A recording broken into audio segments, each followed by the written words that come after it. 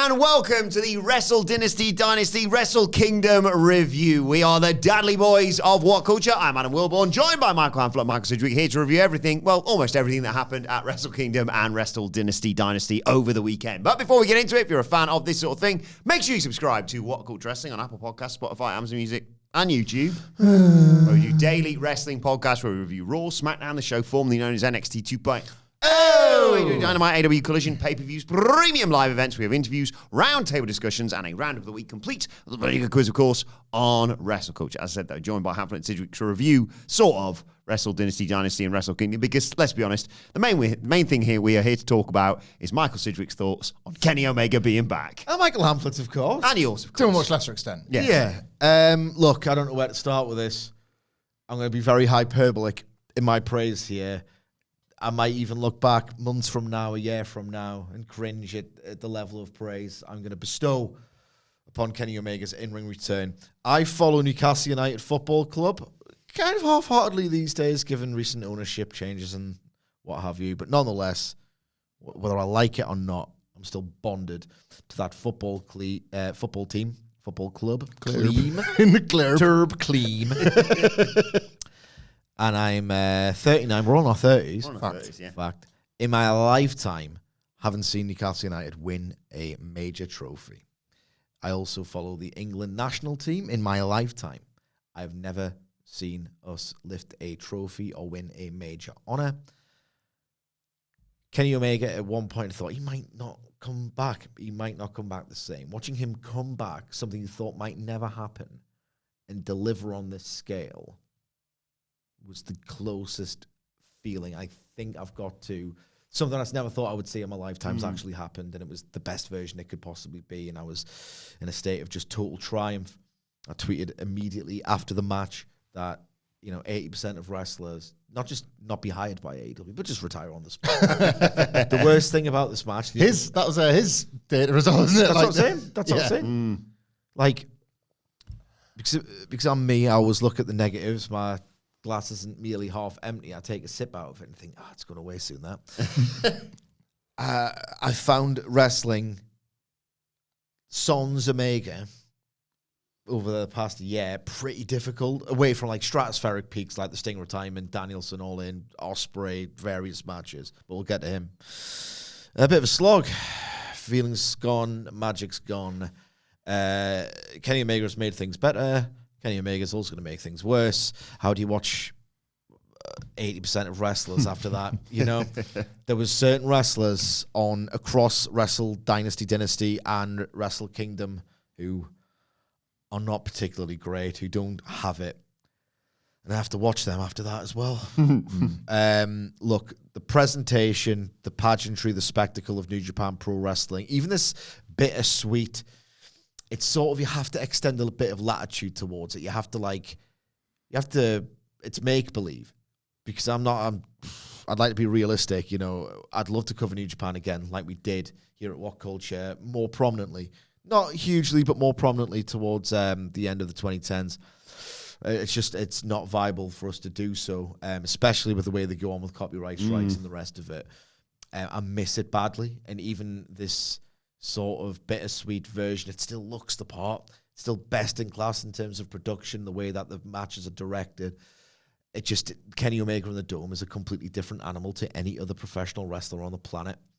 He comes out. I'm still not sure on the new entrance theme. I think people wanted my thoughts on that. It's one of those where I first heard Battle Cry, and I was like, it sounds a bit wet. And then you hear it, and it's louder, and you get used to it. So maybe it'll take some getting used to, but ultimately the idea, oh my God, the shape he's in. I'd seen him in a turtleneck with Sean Ross Sapp in an interview, and I thought, yeah, I know what you're doing. Bust out with that thing, so am I. He looks the business. The Gabe Kidd stuff with the line mark and all the rest of it was like, right, okay, we're telling the story here. Not that much Chris Charlton, but we are telling that story here.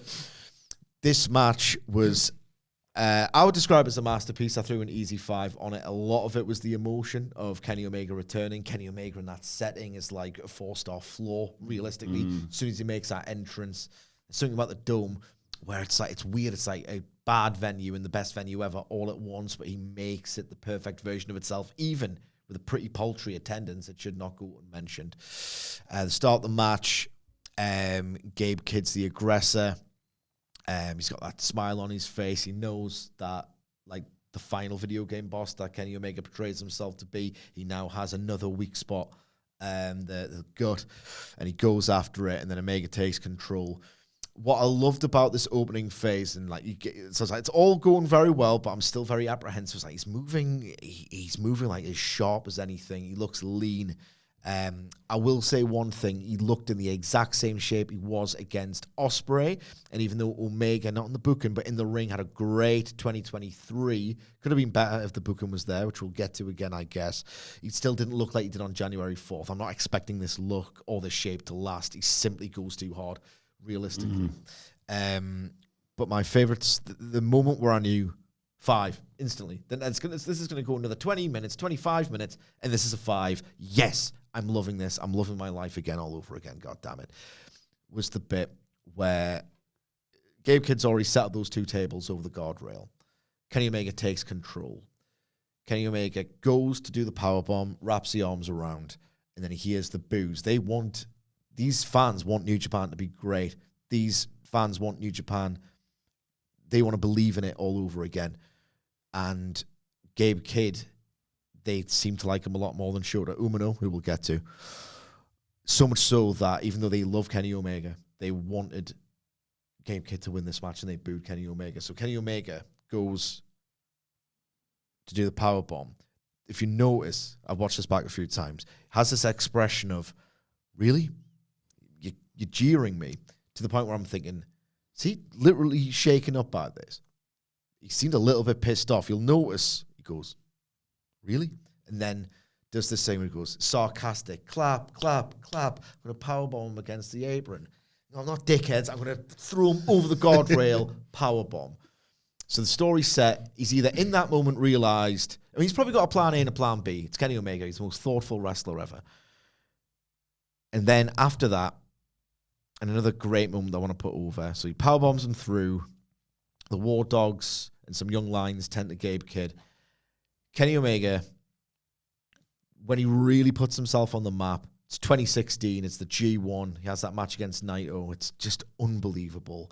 He does this leap from like what feels like the middle of the ring, over the ropes, over the barricade. And it's like, how can you jump? You're the most special athlete I've ever seen in pro wrestling.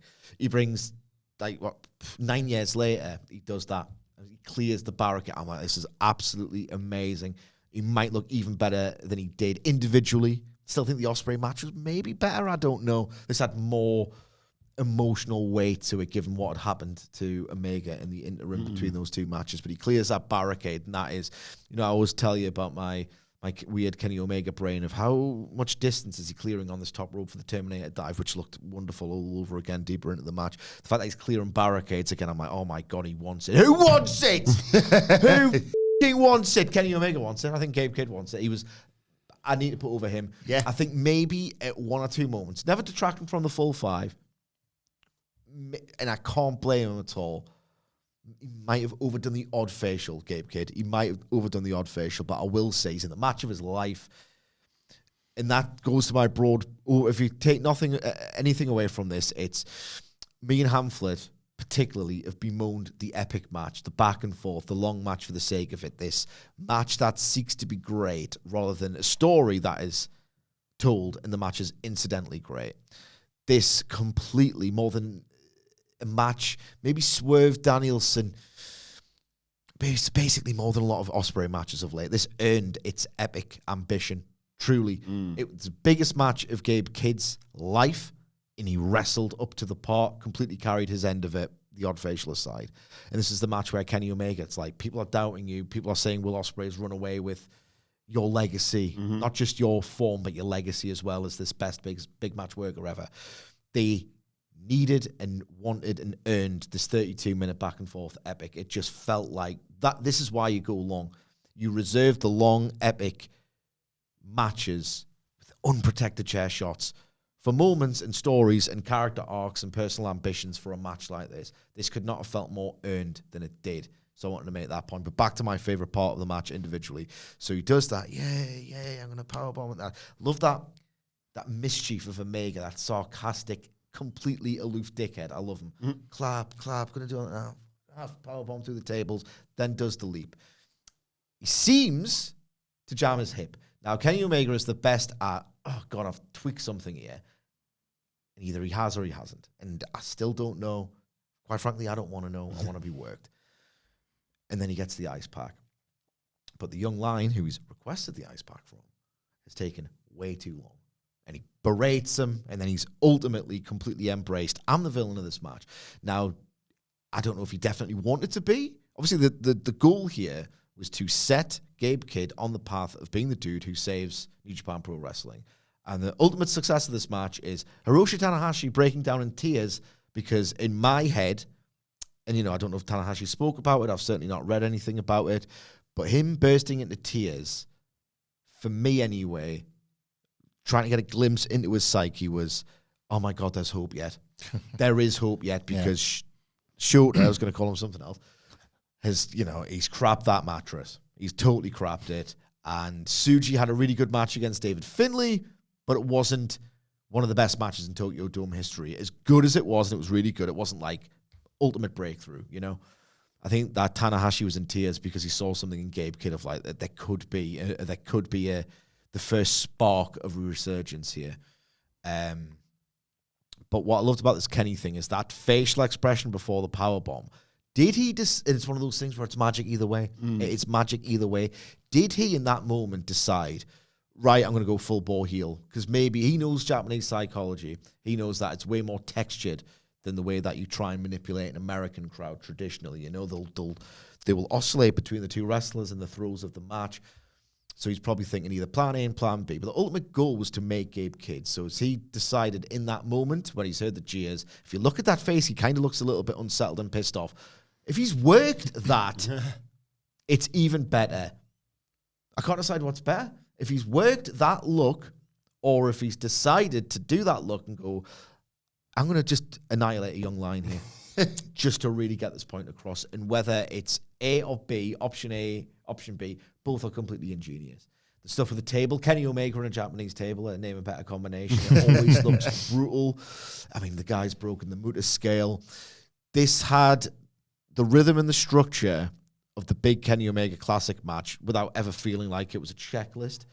I love that it took ages for them to do one near fall. I was actually, it's that timing of when to do things. And Kenny Omega, I'm just thinking, there's not been many near falls in this. And then they start going back and forth and really going down that stretch. The layout, without ever feeling like a checklist of I should do this to get the start, It just felt so earned in a way that I've missed from pro wrestling since Kenny Omega was last in it, or maybe Danielson was active and not really thrashed.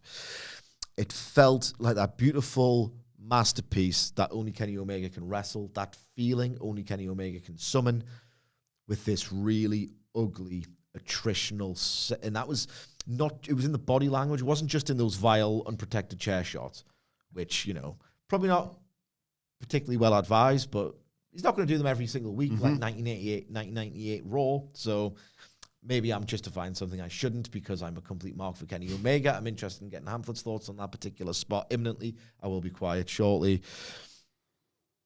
Beautiful as it was, ugly in the perfect ways. The Terminator dive spot looked great. He broke the Muta scale. Just casually doing Tiger Drivers in there. The finish was great because what's so wonderful about the one-winged angel, this man is so clever that he's added yet another layer to it. It's always been my favorite finish. I actually like the physical sensation I feel and the impact. I actually prefer, in terms of the sheer action of it, the V-trigger to the one-winged angel. But it's the way that he's built the one-winged angel, which is an incredible move. I don't want to sell it short in and of itself, but I love the fact that in kayfabe, in storyline, in fiction, however you want to call it, I'm all over the map here, I apologize. It's the ultimate risk-reward. It's got, if you just ignore the rule-proving exception, if you like, of Ibushi in 2012, the ultimate 100% success rate. That's why it goes to it over and over again, even though, as a move, it's got, by design, a convoluted setup in that because it takes a while to get someone on the shoulders and have to be completely knocked loopy for him to do it, he leaves himself vulnerable to a poison Rana. He could probably get a crucifix bomb out of it. We see... Kenny Omega. It's Kenny Omega. So something's just falling apart in our studio. We need to sort that out. Crucifix bomb. I have seen in a match no one remembers for obvious reasons. All Out 2022, John Silver do that victory roll deal. Oh, yeah. Poison Rana, Pac Brutalizer, Beast Mortos could do if they ever wrestle, and oh my God, if that ever happens, like a crucifix. There's a lot of ways you can counter that move, which is great because it informs these awesome, spellbinding back and forth sequences. But he goes to it time and time again because he's going to win if he hits it. This selling of the guts, this diverticulitis gimmick, which he can completely readily believe because it's taken a year of his life and his career, adds yet another layer to the best finisher of all time, and that informed the story of the match. And they ultimately, I've got the two big takeaways. Here's the first big takeaway before I hand over to Hamflett. One, he has added yet another layer because if he's been getting assaulted in those guts all the way, it could be completely repaired, but it's that wrestling logic, isn't it? It's like Shawn Michaels' back. It's like, probably fine, but you're going to pretend it isn't. He's now going to crumple. So does he forego it? It adds another wrinkle of drama. Can he even execute it? You're now going to ask that question in his matches going forward. That's one big takeaway. The other was that this was so effective in making Gabe Kidd. The jury's still out, by the way. People are saying now, Gabe Kidd, ready-made superstar. Can you see Gabe Kidd headlining the Dome next year in front of 35,000, 40,000 people? I'm not convinced he has to do this loads now. That's it. You have to do it loads. If you're going to enter that stratosphere that Omega's in, and we'll get to that as well, you have to do this every single time. I'm sorry, that's a standard. That is the standard. Over the course of these 32 minutes, though, it felt like, I don't know if it was a diverticulitis selling. I don't know if it was just the idea of Kenny thinking, I don't have that much time left, I might as well give back. I mean, it was kind of wild that he chose Gabe Kidd to begin with. I kept thinking, and Gabe Kidd, I've got one more take, actually, I'm sorry, Hamflett, I'll let you talk imminently. I'm thinking during this match, is he going to kick out of that? Is he going to kick out of that? The other thing I want to put over, and I'm going to field a question to Hamflett here, is there's a spot of the abdominal stretch in the tribute to Inoki, which is telling the story of Gabe Kidd, telling you, I want to be the person who leads New Japan into the next resurgence, away from these doldrums, away from this rut. And I'm going to call on the undying fighting spirit and the legacy of New Japan to do that, because that's what I'm here to represent. And I'm going to work over your guts and make your guts feel awful while I do it. That is the layer, that additional layer that only Kenny can do and think of. Maybe Gabe Kidd thought of it. I'm not sure. I've seen more evidence that Kenny can think to that next level than literally anybody else. Not digging out Gabe Kidd, who, again, was fantastic in this match. Like, really ugly at times. And, like, his emotion and his fighting spirit and everything that New Japan fans want out of a top-tier pro wrestler. If only in one match, Gabe Kidd showed them absolutely everything. I need to put him over again because this is a Kenny Omega wangfest. I'm sorry. Is there another wrestler who can do those layers? And when was the last time I saw a layer like that in a match of just you mother putting that detail in, you know? I've missed that. I've missed all of this. And the ultimate other takeaway... Sorry, answer That's that. okay. No, it's a Brett rewatch thing that you would never get first time around. Yeah. And I think it always comes back to the genius tier. We will do it. We will do it. You know, that's who we're talking about, and that's one of the things that separates. Yeah. That's one of the... Just that extra little bit, man. And the other thing is... So what I hope are my insights and takes on the match. Here's the truth of it, what everybody thought of at the exact same time. Might as well call it a collective religious experience if you want. Because everybody at the exact same time, I'm thinking, I don't know if it's the Muta scale moment. I don't know if you listened to Brian and Vinny's review, but Vinny referred to him as Wolfpack Sting. That's what the blood looked like. It was like, what an incredible observation that was. I don't know if it was that moment, the clearing the barricade, just like how vile it got deep into the action. But at one point or another, everybody watching this match said the exact same thing. And it was, give him the belt. And then what, Kenny? Now beat everybody. You know what I mean? Yep, 100%. 100%. It was, you didn't want to do like, what's that thing? Comparison is a thief of joy. You didn't want to just immediately take this thing that you were loving. And, you know, I loved it as well. So just articulated it like perfectly. You didn't want to take this and all of a sudden just do what we do and turn it into a negative and be like, I wish this was weekly on a Wednesday. And I wish... Why can't it be? Yeah, and you know, and we'll dive into that, I think, a little bit. But so you didn't want to just do that, but it was impossible not to because the performance was so strong. We talked about this a little bit over the desk today. He walked out on the ramp, and for the first time in 2 years, and I was thinking to myself, like, why 2 years specifically? Not just because of WWE's quality, but for the first time in 2 years, I went, is this going to be the year where WWE's actually challenged again? And two things came to mind, which was, we talked at length, I love Roy's Triple X, and it does feel like this starting off point. The other one is Kenny Omega in the Tokyo Dome from January 2023. And it's like, that would have been 2 years ago as well. And that would have been the last time where I would have felt at any point, well, he's always there. So this is always a problem. This is always a threat. If like WWE want to stay on top, they've always got to compete with that because he operates on a completely different level to absolutely anybody else. Kenny Omega does not, well, he basically competes with, in any occasion where there's been a big build-up to a Kenny Omega match, which is most of the time, especially a singles match, because he hasn't had enough of them or not enough to satiate all of us. Remember when people were saying that it's fine to do a trios match with Kenny Omega in the first All in London? Disgusting. It was, piss off. Admit you were wrong and apologise. Yeah, we were right then, and like we're still right now, and not just because we're Mr. Bean-looking asses that are going to be going. Not just, and that was what people thought as well. Yes, it was coming from discerning people in this country that have stayed up late to watch wrestling all their life, and thus sometimes take this more seriously than we should, apparently, because it ain't that deep. Well, Kenny Omega makes it deep, so maybe it is deep. Like, this is just magic as a match. He walks out right, and he is immediately... It felt like the most special thing in the world. Yeah. His job is to top comparisons to himself. Mm-hmm. Not that this is his job, but there will be criticisms of his work made in the worst possible faith that he has to then sort of wrestle around, basically, whether he wants to or not. That's a part of the reality of being Kenny Omega. And he's also compared, as I guess I've just done there, to being the single best thing in wrestling, full stop. Mm-hmm. That's the bar of the well-built-up Kenny Omega singles match. Kenny Omega in the Tokyo Dome, full stop. But especially like a build-up like this. And this is a man returning from his latest significant injury break, and he doesn't get afforded the... like there's rust or there's this or there's this. It's always the opposite with Kenny Omega. He had to work with his compression vests and he had to work that in order to get a version of that sympathy. And even then it was with this idea of, yeah, but it's worked. Yeah. What's under there? You know, he had to work a losing streak in the early days of AEW.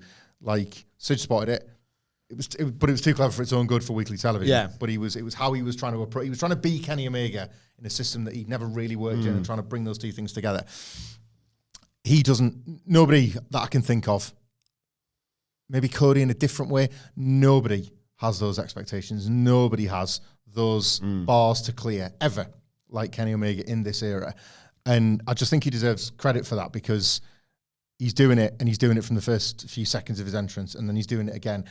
I loved, genuinely, the little standoff they had in the first couple of minutes. And that's, if I'm honest, where I thought Kenny Omega was... either realising or, as you point out, knew exactly what he was doing and leading into this match being about, I'm the heel here.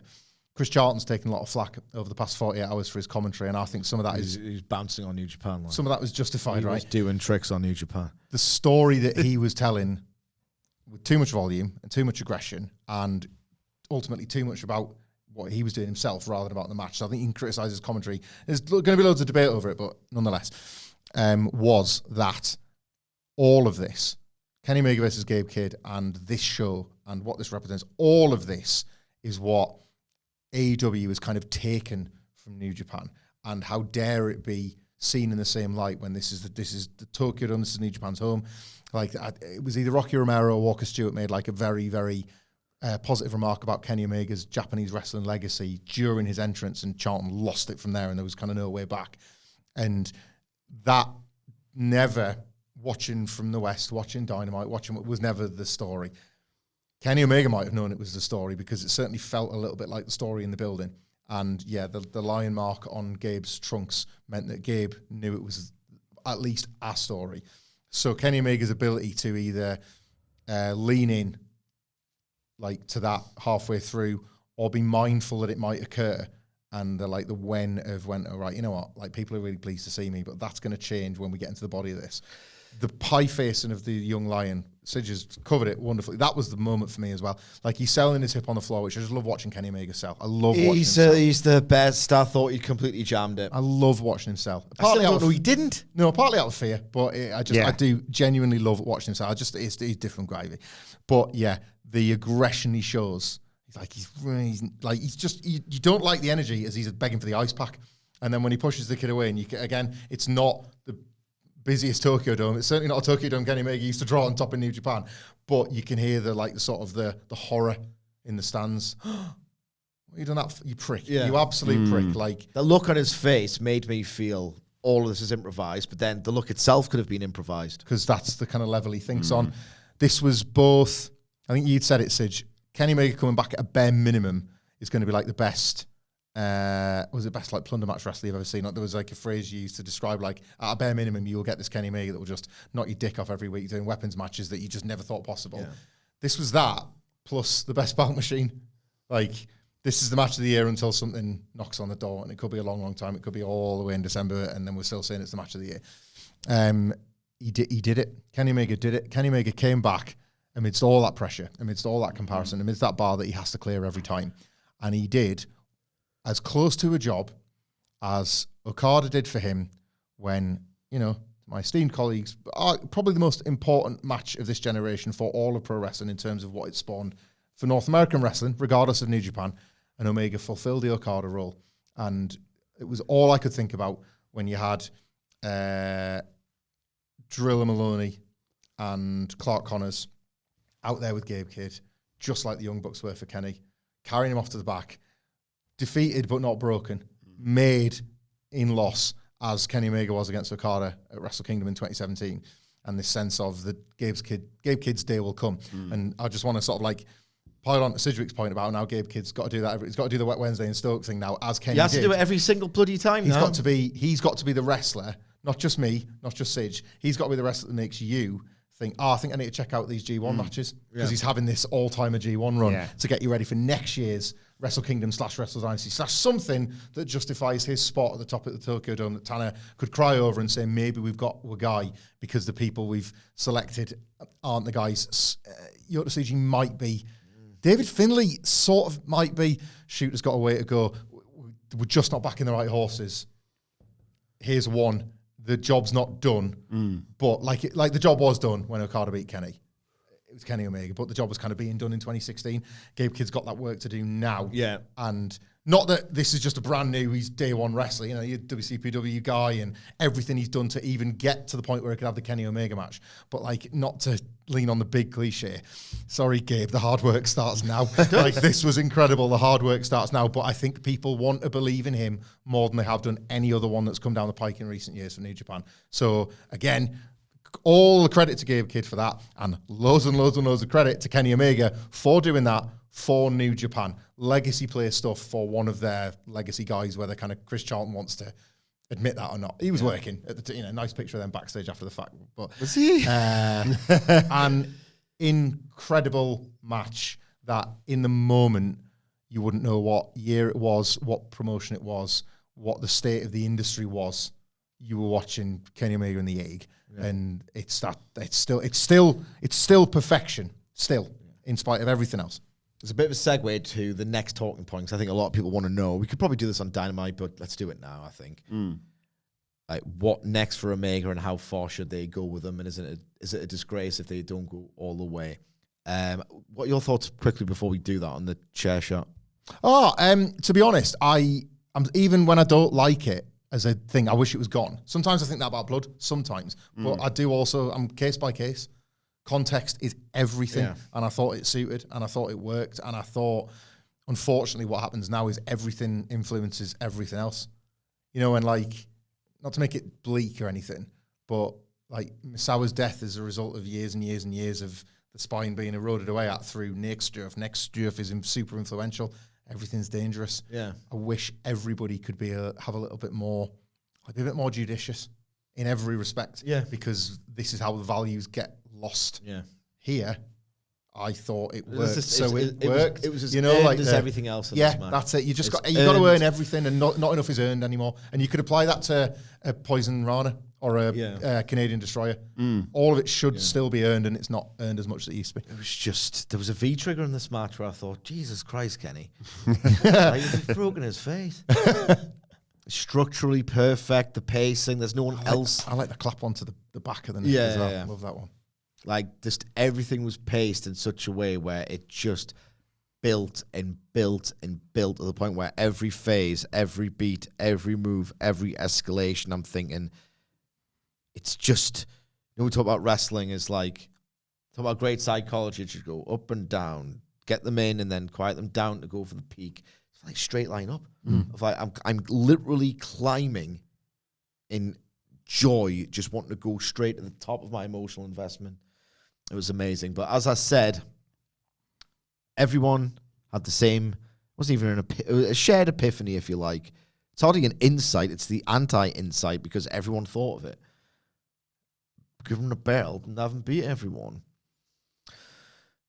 So to answer that question, which a lot of people are wondering, I'm not saying I have the answer, I'm just giving you my answer, an answer. Sadly, no. It's just not in the makeup of Tony Khan or Tony Khan's All Elite Wrestling for this to happen. I don't think they'll go with Kenny Omega as this absolute flagship ace around which the whole show is built. They kind of should. Yeah. It was half built on the premise, and yes, Cody being genuinely more over than Kenny as a babyface in 2019 does complicate things, and it complicates a lot of recency bias, impulse reactions, which I'm having myself.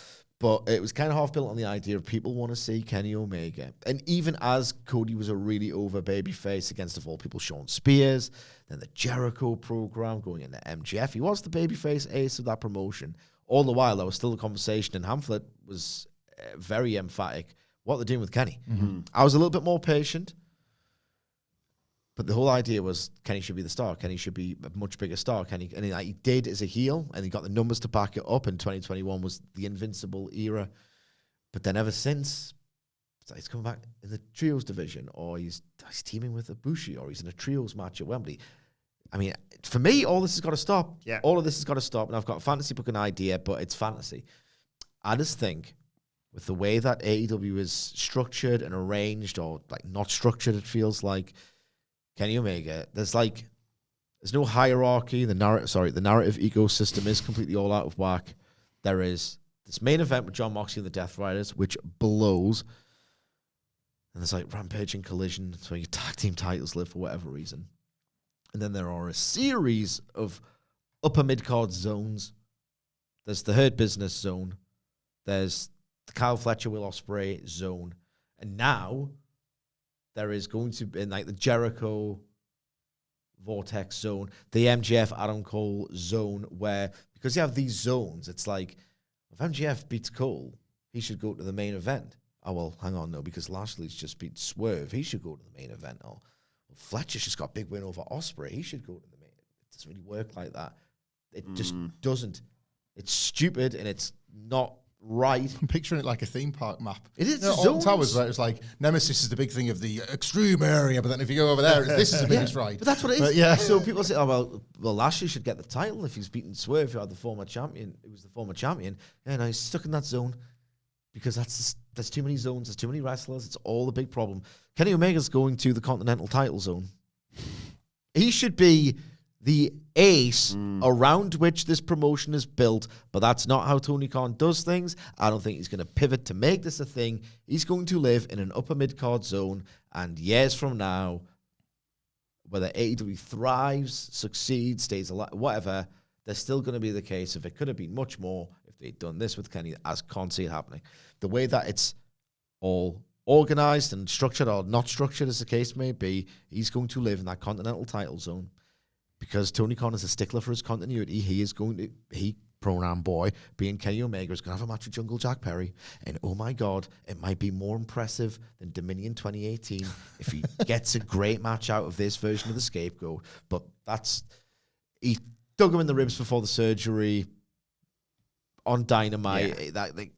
They'll feel like they have to go back to it. I kind of want to see it out of, not because I think it's a good story or a great use of Omega, but you shouldn't have to test him. He's passed every test. You should put him in the best possible positions to be the biggest star, and a match with Scapegoat Jack Perry ain't one of them. But I'm interested to see if he can do what Danielson did, and purely for who really is the best between these two. It's Kenny, I think. But I want to see, because Danielson just did 27 minutes back and forth, main event, air quotes, match. Didn't work. I mean, got 4-3, but what doesn't these days? The 2 bumps was all that was good. 27 minutes and it was the 2 Jack Perry bumps. Yeah, it was like, so I'm half interested in terms of how good is Kenny, but I know how good he is. So I don't know, I just think he's going to live in that upper mid card. So I've got a fantasy booking idea, but you go first. I feel like I'm talking a lot. No, it's. I will say, like, I think if there's ever going to be any optimism, it's after the World's End framing around the All In poster. I would argue AEW has one match that you could count as a ticket seller, and it's that one, and they've framed it around the biggest show of the year. It's the best thing they could have done. I think there was all the positives that came out of World's End, which was a good show more than it was bad, but it still had a lot of bad AEW 2024, like the main event especially, was like a lot of the positivity I think came from there was a restorative sense of seeing Omega and Okada in front of that banner, and the belief of this company knows what makes its heart beat the strongest, and it's that. And we should know, because we've been supposed to be seeing it twice and we missed it both times at Wembley in the Garden. Like, the great Dudley jinx of this match. But like, and look, since he signed Okada, that's where we all went, right? But the fact that even now, all the ups and downs of AEW and all the zones and everything, that's what this company knows it has, is like refreshing, quite honestly. It's like, yes, he might go over there first and work with this wrestler, and he might inadvertently find himself trapped in a tag feuд with whoever or something. But if that's the destination, all of this on the way will feel like killing time, because they know what they've got and they know the value of that. Would I make it for the AEW World title? Yes, it would be the headliner in every single respect. I would still put it on last. It's weird. Whoever does the world title match at All In, if all things come to fruition, I feel sorry for them. There's no chance. Should go which on last. Makes you think, do it for the world. Get the belt on Okada and do it for the world, But they're not going to, I just can't see them doing it. I've said for months, maybe even years at this point, Tony Khan's too feckless. He can't say no. He likes the idea of appeasing too many people. It's to the detriment of AEW and what it could achieve. Fantasy booking idea, because he killed 2 birds with 1 stone. There's many. We actually did a podcast addressing every AEW problem, and we came up with a solution to all of it. But there's two of those problems, 2 major problems in AEW. One is this main event scene sucks, and it's got worse. The idea of Jon Moxley challenging the young guys to step up. And I hated the premise, but it was the premise. How does Jon Moxley challenging Private Party and Daniel Garcia, who succeeded in the meantime and has never been acknowledged between the faces and the heels between them, lead to Jon Moxley feuding with Adam Copeland? Cope, most TNA ass name of all time, by the way. It's like the worst. It's worse than what's Big Boss? He ended up as the boss. Man, is he big? Yeah. So it's worse than the Boss. Worse than Christian Cage. Cope. Yeah. It is ex-Fed guy, goes to WCW or TNA, and he doesn't know what it means because he's 51 years old. And whenever he does something bad, people are now going to say, Cope. He's an idiot. And he should have been told, and he shouldn't have been anyway. So how's it gone from Jon Moxley wants the likes of Daniel Garcia and ultimately Darby Allin to prove themselves to be truly elite? It's a little bit, war for the soul, but it's what they're going with. He's gagging and bounding the Rock and Roll Express and feuding with a 51-year-old Cope. What we doing? Main event World Ends with stink. And that stunk, and it reeked. Right, so if you strap up Omega and you just kind of have, Darby can beat Kenny maybe, people. I don't want nothing for Darby. Yeah, he's not winning that belt anymore, is he? I was saying to Wilbourn last week, I've got that's the problem. I don't think he's winning anymore. I just don't sense it. I feel they're building it. They're building it. Yeah, they're building it. It's just they're taking their time but they're doing it. But an otherwise enjoyable Dynamite was like Moxley more challenges. How long is this going to go on for? Like MJF's doing it now. Oh God. Anyway. Sorry, go away, Moxley. You're having a terrible time. It's not worked out. Let's just be ruthless about it. It's not worked. AEW needs something to work. I mean, what are we doing? It's not Candyland. Get the belt off him. This is a business, for God's sake. It's a work. You can do what you want. Get the belt off him. Presumably, he's argued with business in the past when he'd done good business, so he would be able to. I know it's a wrestler. I know what you're asking for there for a wrestler, but nonetheless, like the main event scene's a problem. There are too many titles. There are 4 men's singles titles in AEW. It's a farce. If you want Kenny Omega to be the ultimate, the god of pro wrestling, give him everything. He deserves it.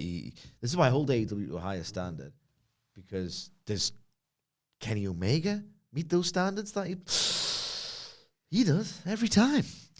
So I hold Omega to a standard, smashes it every single time. AEW should do it as well. He can be the belt collector. Yeah. He can collect the TNT. He can collect the collect the TNT, collect the world, and then have the Continental as the ultimate. He can be the AEW Triple Crown, and just call it that going forward if you like. Mm-hmm. I do want one secondary. Yes. I want one secondary. I think it's valuable. And I think, with so many wrestlers, you do kind of need a secondary prize. Give it its own identity. I do like the International being the star ratings inflation belt, but whatever. Belt collector Kenny unifies the titles, or 3 of them at least, and is your ace. It's just clear as day what you have to do. And look, Darby can be the one to beat Kenny if he can get over to this level of the main event and stay over. I'm not saying just park Darby. Darby's amazing. I just think, come on, what are we doing here? If everyone virtually has that same thought of, make him Hardcore Holly. Make the dude Hardcore Holly. Everyone said it. Yeah. Everyone is saying it. So just give the people what they want. That's the business. He needs to change the world again. AEW needs changing. Like Kenny Omega needs to do it, and can and has. So should be trusted to do so. Your thoughts generally on the rest of the card? Right. Okay. Well, we did. Sorted thoughts, not going to go match by match. The things that stay with you your whole life. I'll just give you my assorted thoughts on various matches. If I missed one, it mustn't have made that much of an impression. Shota Umino versus Zack Sabre Jr. Oh boy. I watched, and then Christ, this is going on a bit. Made a coffee, buffered because it was Christmas, so a lot of streaming was going on in different. I was like, oh, God, I've already watched WrestleMania 12. Why am I doing this with my life? They told an all too believable story with a meta slant of this guy kind of stinks as a baby face, so now he's going to resort to the heel stamping on the neck and being a dick with his dad who was reffing and all the rest of it. It's one of those where it felt like the beginning of Shota Umino's quest to be the ace, or his Tokyo Dome story. They love telling a years-long story at the Dome. They've done it with Naito. They've done it with Okada, With Okada, right, crying, having failed to unseat the ultimate ace, Hiroshi Tanahashi, and you prove you're the ace by winning at the Dome. That's how it worked and how it should work. And Okada was in tears. You watched that and thought, great, because he's going to eventually win. They're telling the story of not yet, but it will, and it'll mean more because of how much this has devastated him. At the time they told that story, Okada was a made man, realistically. Yeah. He was a made man when he first burst into tears at the Dome. So you could watch that knowing there's no way this can possibly go wrong, because Okada's made. He's pretty much a legend in his own time at this point, this early. Great, more to this story. Let's keep it going. It's all going to go great. And it did. He became an all-time great. Naito losing to Okada 2018? 2018, yeah. Was, again, at that point, Naito had been 2 years as the LIJ. Is he the most over star, even more than Tanner and Okada here? 2 years into that, it's like, well, it's bold, and people were pissed off at the time, But it's like, well, if they revisit it, it's going to work. If anything, the good part is Naito gets, his hero's journey completed. Until that story was showed at Umino, they've never really gone from once. Drew the biggest dome, didn't it, in 2020 as well? Yeah. So it was justified ultimately. The metrics supported it. And Naito, it's long forgotten now because it was right on the precipice of COVID.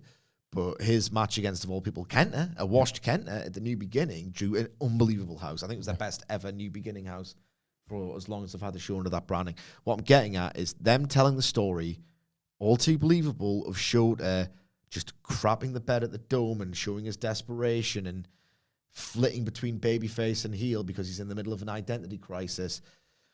They can always say to themselves, look, Shinsuke and Tetsuya Naito, people never thought they were getting over, and they did. They will think, oh, well, Shota's going to get over just like they did.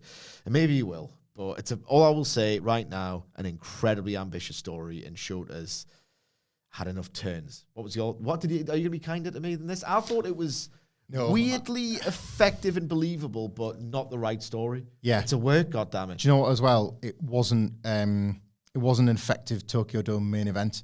It was, I don't think any of it was right. No one believed in the story. No, and ultimately it has to be in that spot in order to try and get across what they're trying to do with the shooter, and maybe one day they'll get there. I don't think Zack was the right opponent to help him tell that story. It wasn't. Zack Sabre Jr. didn't have a bad night because he doesn't really have bad nights. I will say he's had really great long matches before. Yeah.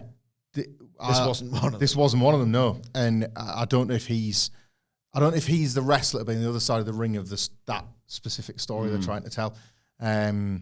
Because oddly, Shota got kind of chewed up and spat out by Claudio the following night, won, and it was sort of a more effective way of saying, I guess in terms of New Japan storytelling at least, that all's not well with him.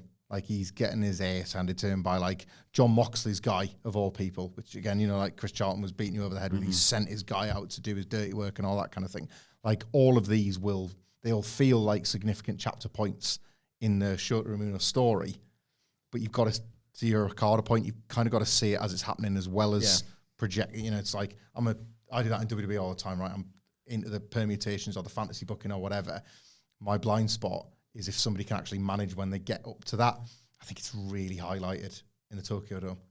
You can't have a blind spot. You're watching and you sort of know. So you know if it's not if it's a failed experiment, but if it's just not going to be what they want it to be. I saw Naito wrestle Okada, Wrestle Kingdom 2013 or 14. Mm-hmm. It was Naito Okada. It went 28 minutes.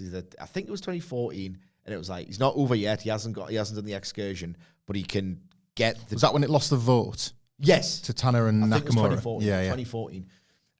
He was 2 years away from getting over, but he had a match that in a vacuum was great against Okada, and it made you think, all right, they will get there with him. They will get there with him. This was not that. This was not that at all. It just didn't.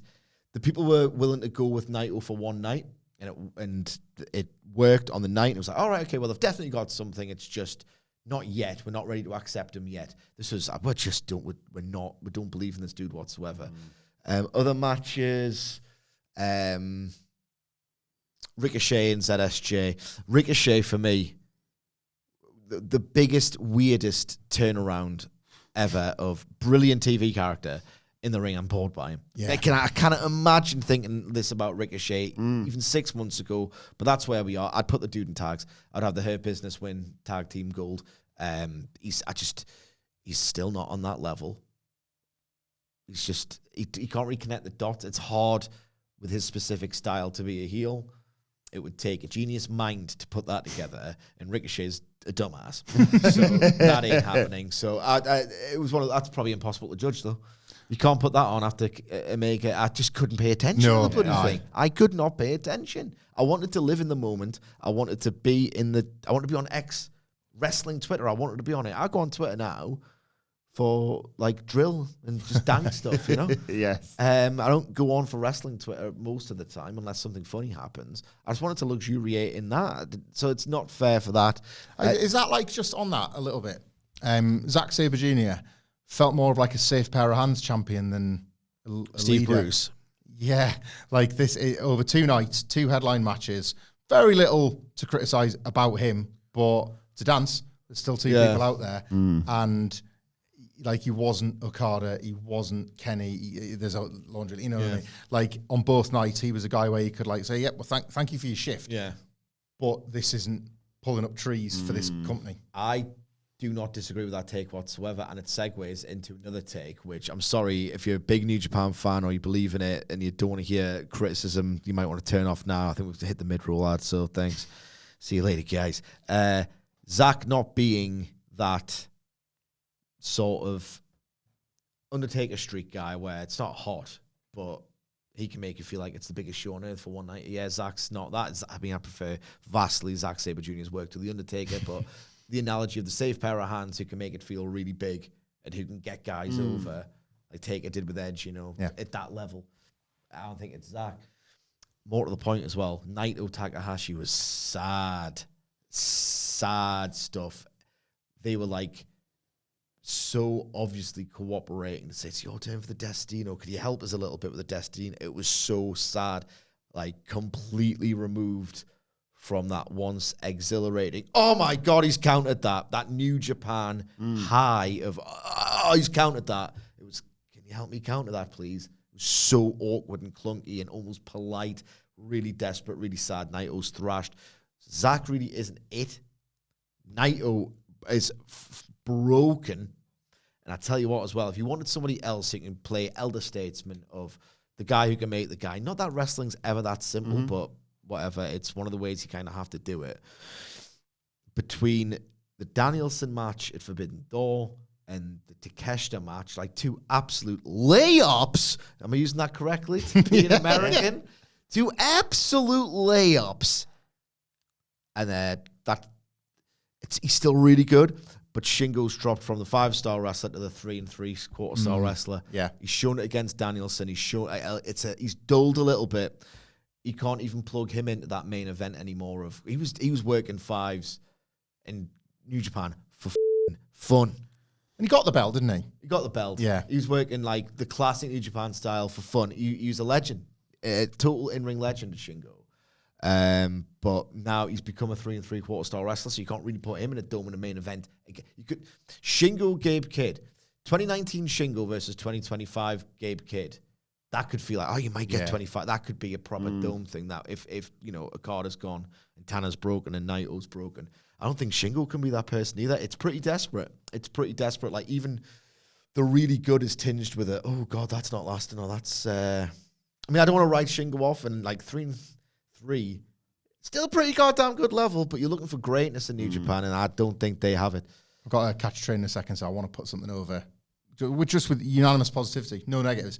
Mercedes Moné's latest great night of one of several in a row now. Like her and Mina Shirakawa, that's the best Mina Shirakawa match I've ever seen. She's not a bad wrestler, but she felt elevated in Mercedes' presence, which was the difference maker, the needle mover, the whole, the sort of what Mercedes was sold as, and for the longest time felt like this is just never going to happen.